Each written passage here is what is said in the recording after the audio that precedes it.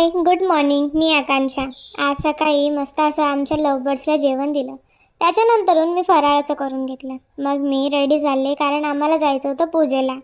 तर गणपती स्थापनाची पूजा होती. तिथे जाऊन पूजाला बसलो.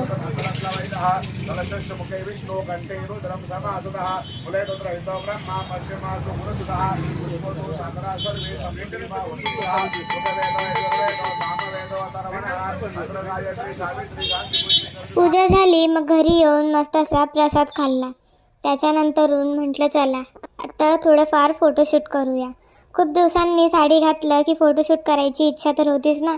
ही साडी मी हरतालिकेला घेतलेली, तीच मी इथे वेअर करून घेतली कारण ती साडी नवीनच होती.